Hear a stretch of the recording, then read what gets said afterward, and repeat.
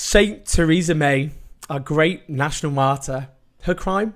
Dedicating her life to fighting oppression, injustice and suffering. She just cared too bloody much. Doing her very best to unite our polarised nation and bridge the divides. And where's her thanks? Where's our gratitude? Instead it's all, oh, you were a catastrophic Prime Minister. You were one of the chief architects of our country's general state of ruin and turmoil. You cynically use bigotry for your own cynical purposes with catastrophic consequences for your own citizens. Oh, the absolute front of trying to rehabilitate your gruesome reputation by revising history. Just rude, isn't it? Hey? We're just pernickety. Backseat drivers. That's what we are. Who are we to cast aspersions on what she did when she was in charge of the country and what actually happened? It's just leave her alone. Let he who has not unjustly deported his own citizens cast the first stone, as I believe it was written in the holy text. Seriously though, Theresa May's new book is absolutely nauseating, as is the attempt by various commentators occasionally to rehabilitate it. It really sums up, I feel, how power works in this country and many other countries. You can inflict all sorts of misery and hardship and justice, but face swift rehabilitation. You can see this with George W. Bush in the United States. He brutally and illegally invaded Iraq. Hundreds of thousands died in blood and chaos. Then there's Afghanistan, Guantanamo, of course, back in Iraq, Abu Ghraib. But he doesn't do vulgar tweets like Trump. Or he focuses horrors predominantly on people with brown skin. So he can be rehabilitated as a cutesy statesman who can pass a sweetie to Michelle Obama and that be spun as somehow being adorable. Bless that cute little war criminal. Now, Theresa May's new book is called The Abuse of Power, Confronting Injustice in Public Life. Now, the first part of the title sounds like a confession. It isn't. Not Sue. I'm not going to read it because live really is too short, but I've read some reviews and we'll focus on Andrew Rawnsley in The Observer. The headline of his review is pretty euphemistic, I would say, blind to her own failings. Now, apparently she claims the book is not an attempt to justify certain decisions I made in office. Would you believe it? Theresa May, Saint Theresa May, that paragon of integrity, is not being honest here. What a first. Anyway, in it, she looks at Hillsborough, correctly describing how South Yorkshire police created a web of obfuscation and lies to lay the blame on fans. But as Rawnsley points out, while she blames police, the media and some politicians, she deflects accountability by not naming the police, the right-wing media and some conservative politicians. She then tries to take credit because she allowed the Hillsborough Independent panel to continue when she became Home Secretary. I mean, seriously, is she having a laugh? I mean, her stance is, well, actually, I'm a bit of a hero in this story, if you don't mind me saying so, because I didn't shut down the inquiry into the Hillsborough disaster.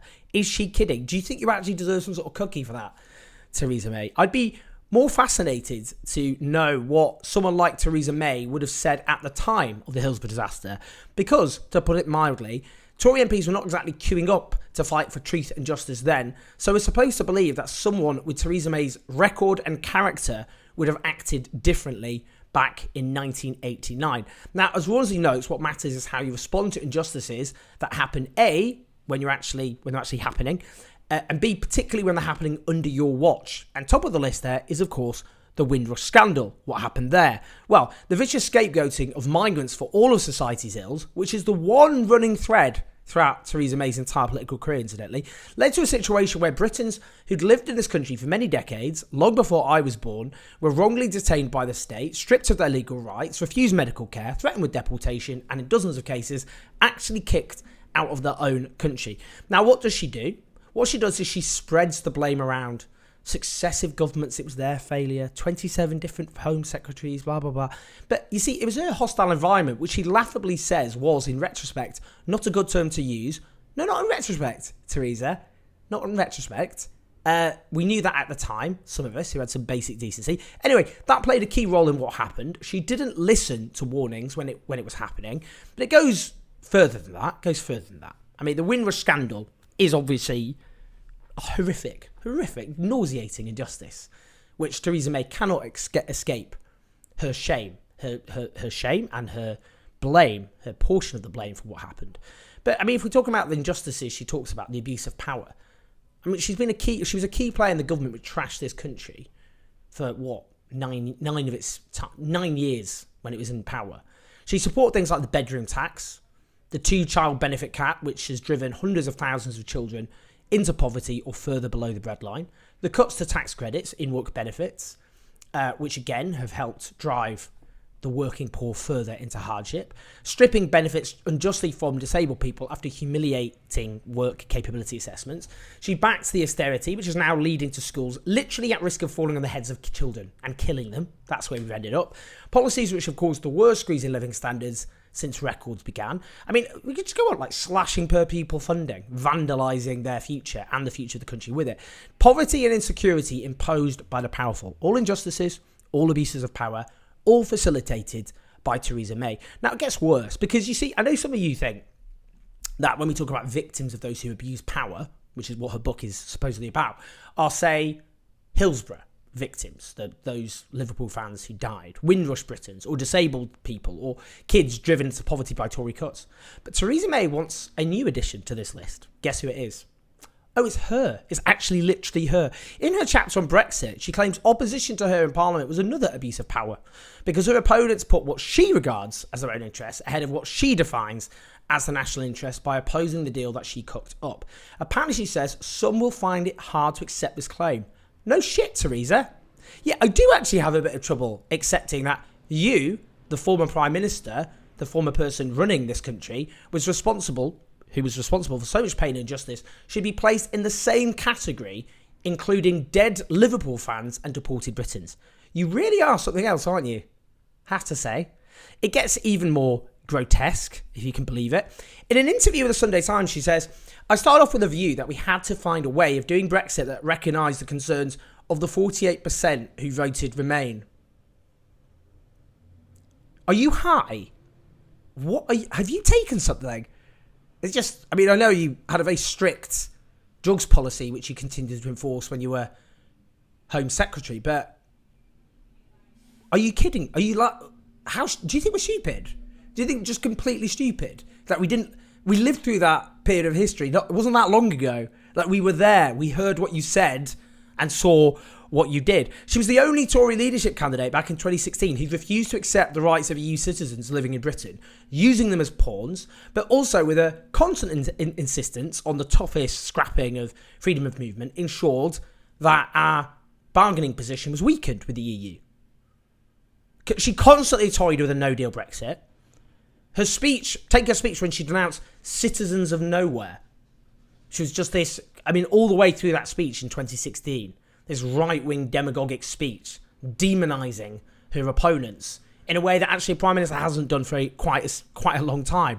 Her media cheerleaders screaming in her support, crush the saboteurs. She recruited the Daily Mail journalist who penned the front page which denounced the enemies of the people. But she just wanted a consensus. Saint Theresa. She just wanted to bring everyone together. She's a big old unifier brought down by those pesky extremes. You see, the truth is, like every other Conservative leader since they tragically came to power 13 years ago, she indulged the right-wing elements of her party, thinking that by tossing them as much red meat as possible, they'd end up being satisfied. But that didn't happen, did it? No, what happened instead is they got fatter and hungrier until they ate her up, just like they ate David Cameron up before her. You see, the self-pitying and the lack of remorse and the contempt for accountability can never disguise the fact that these villains, and they are villains, and Theresa May is amongst those villains, are responsible for the most disastrous government in British democratic history, which didn't just fail on, e.g., my terms, but failed on its own terms.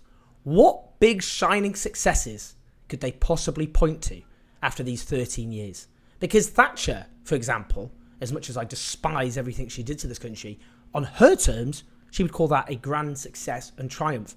This lot can't even do that. A crumbling nation, literally, impoverished, more insecure, a nation in decline and stagnation. And those at the top, those who are responsible for throwing us into the abyss, cannot even take responsibility for what they did and instead increasingly veer into pathetic self-pitying.